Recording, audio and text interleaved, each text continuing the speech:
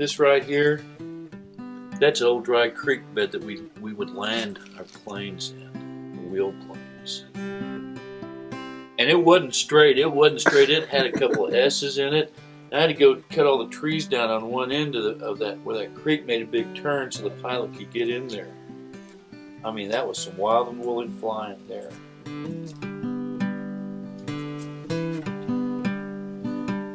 See that plane right there? That summit lost a jug like 3 or 4 different times in one hunting season. And that pilot, his name was Ernie. He was a Ukrainian. He was about 5 foot tall, looked like kind of like Santa Claus. And he was a corporate jet pilot most of the year, but during hunting season, he'd go to the Yukon and fly those float planes, and there was nobody better. That's how much he'd lose a jug, and he'd just look around and find a nice little lake to land on, and he'd just dead stick her in there. Then they finally bought him a new plane, and he went from like a 550 horsepower radial to a 900. You should have seen the grin on that son of a bitch's face when he showed up with that new plane. Old de Havilland Otters is what he was flying.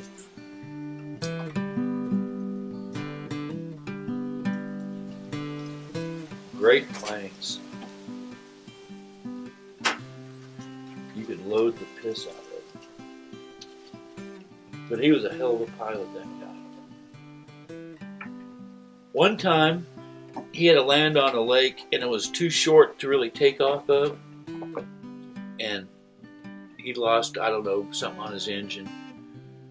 And they had a helicopter bring his parts in and a mechanic to help him. And they put that engine back together. And then they backed it up to one shoreline and tied a rope onto it and got an axe. And then he ran that thing up to full 100%.